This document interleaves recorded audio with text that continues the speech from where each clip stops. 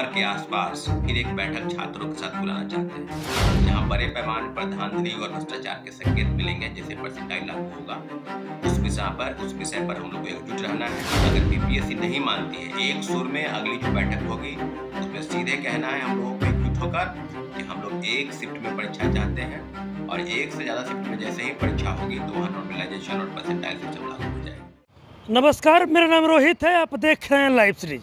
आपको बता दें कि बीते 2 दिनों पहले देखिए बीपीएससी ऑफिस में एक बड़ी बैठक बुलाई गई थी, जिस बैठक में सिविल सर्विसेज के तैयारी कराने वाले पटना के तमाम शिक्षकों को बुलाया गया था।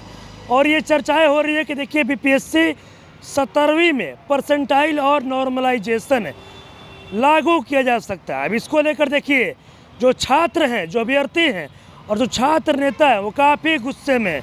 देखिए छात्र नेता सौरभ साफ कह रहे हैं कि परसेंटाइल और नॉर्मलाइजेशन किसी हालत में लागू नहीं होने दिया जाएगा। क्या कुछ कह रहे हैं छात्र नेता सौरभ? सबसे पहले आप उनका पूरा बयान सुनिए।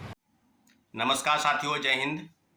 अभी बात होगी जो शिक्षकों के साथ बीपीएससी की बातचीत हुई है, इस संदर्भ में किन किन चीज़ों पर और किन किन विषयों पर जो विसंगति है उसको लेकर बातचीत हुई है। और कल जो है सारी चीज़ों पर आपको मोटा मोटी जो जानकारी है उस बारे में आपको भी जानकारी हो गया होगा, परंतु जो विषय अभी है उस विषय को लेकर आपके समक्ष और जो समस्या है उसको लेकर छात्रों और युवाओं के ग्रीवांसेस को लेकर शिक्षकों के साथ, जिसमें Guru Rahman Khan sir, S K Jha sir, V C Jha, Naveen Kumar sir और कई शिक्षकों को बुलाया गया था और शिक्षक गए भी थे। परंतु मोटा मोटी 7-8 जो मेन बिंदु हैं, जो मुख्य बिंदु हैं, उसको लेकर टीआरई 3 में रिजल्ट के प्रकाशन में 1 कैंडिडेट 1 रिजल्ट, डॉक्यूमेंट का वेरिफिकेशन रिजल्ट के प्रकाशन के पहले हो, एज रिलैक्सेशन का मुद्दा को लेकर, और वहीं दूसरी तरफ जो नॉर्मलाइजेशन है, जो परसेंटाइल लागू करने की बात है, इस बारे में बीपीएससी के चेयरमैन, जो नए चेयरमैन हैं,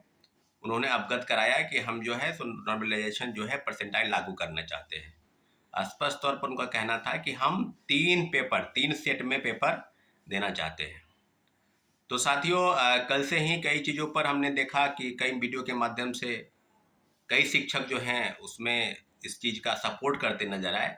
उन्होंने खुलकर विरोध नहीं किया, क्योंकि बीपीएससी के चेयरमैन जिस बात से इनका राय मशवरा करना चाहते थे कि हम परसेंटाइल और 3 सेट में क्वेश्चन देने की बात, तो उस बात पर इन लोगों में कुछ लोग विरोध भी किए, कुछ लोग हामी में भी भरे। परंतु मोटा मोटी ये जो कॉन्फिडेंस में लेने की बात थी शिक्षकों को, कि हम शिक्षकों को कॉन्फिडेंस में लेते हैं तो फिर छात्र भी कॉन्फिडेंस में आ ही जाएंगे। तो परसेंटाइल पर मैं आपको बता दूं, एज ए छात्र भी और एज ए स्टूडेंट लीडर भी, दोनों तरीके से मैं बता दूं कि ये 2022 की घटना है और लगातार परसेंटाइल पर पूर्व चेयरमैन की तरफ से स्पष्टीकरण दिया जा रहा था कि पेपर लीक को रोकना है।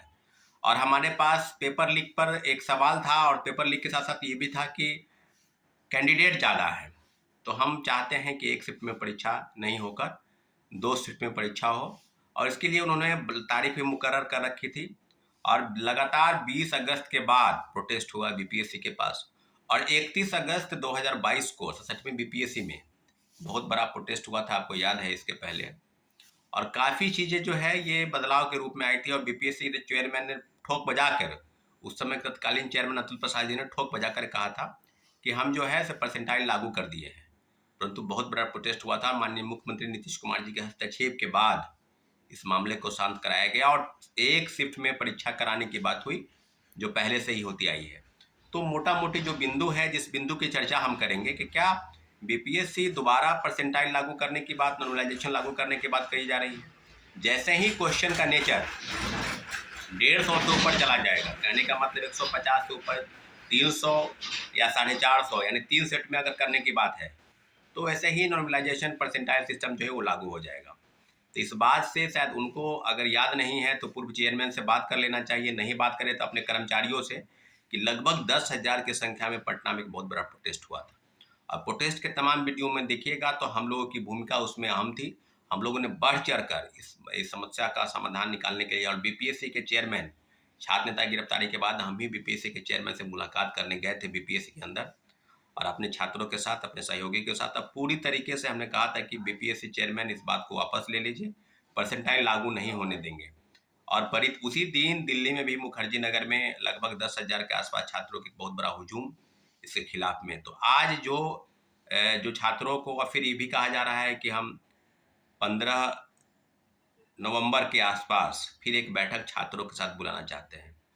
तो मैं आपसे पूछना चाहता हूं, आप लोग एकजुट रहिए और पूरी तरीके से बीपीएससी की जो कार्यशैली है, जिस कार्यशैली में वो बात करना चाहते हैं नॉर्मलाइजेशन और परसेंटाइल को लेकर, आपकी संख्या अगर बीपीएससी में अभी तक जो आवेदन हुए हैं उसकी संख्या कम से ज़्यादा 5 लाख के आसपास है। अगर आप चाहते हैं कि अलग अलग जिलों में अलग अलग सेट हो, अलग अलग तरीके से, तो हम लोग स्पष्ट तौर पर यह कहना चाहते हैं कि बीपीएससी द्वारा आयोजित 1 शिफ्ट और 1 सेट एक परीक्षा है, और पहले की तरह जिस प्रकार से बीपीएससी पहले की तरह आयोजित करती आ रही है उसी तरीके का परीक्षा हम लोग चाहते हैं कि आयोजित हो, और किसी भी प्रकार से इफ वट की संशय की स्थिति में नहीं हो। इसलिए छात्रों और अभ्यर्थियों को एक आवाज़ है, एक आह्वान कर रहे हैं इस वीडियो के माध्यम से कि आप लोग एकजुट रहिए और पूरी तरीके से बीपीएससी की एज कार्यशैली पर, जहां बड़े पैमाने पर धांधली और भ्रष्टाचार के संकेत मिलेंगे जैसे परसेंटाइल लागू होगा, उस विषय पर हम लोग को एकजुट रहना है। और 2022 में जो प्रोटेस्ट हुआ था, अगर बीपीएससी नहीं मानती है, एक सुर में अगली जो बैठक होगी उसमें सीधे कहना है हम लोगों को एकजुट होकर कि हम लोग एक शिफ्ट में परीक्षा चाहते हैं, और एक से ज़्यादा शिफ्ट में जैसे ही परीक्षा होगी तो वहाँ नॉर्मलाइजेशन और परसेंटाइल सिस्टम लागू हो जाएगा। किसका होगा किसका नहीं होगा ये कहना बहुत मुश्किल है। इसलिए छात्रों अभ्यर्थियों आप सबसे कि बीपीएससी ने कई समस्याओं का पेपर लीक में आपको रोकना है तो आप रोक नहीं पाए। पेपर लीक लगातार बीपीएससी में हुआ, 67वीं 66वीं पेपर लीक हुआ, 67वीं पेपर लीक हुआ। कौन सरगना है अभी तक आप उसको पकड़ नहीं पाए हैं। कभी पिंटू यादव, कभी एक आईएएस अधिकारी जो गुजरात कैडर का है उसका नाम आता है, तो शिक्षक भी है, सेटर भी है, माफिया भी है।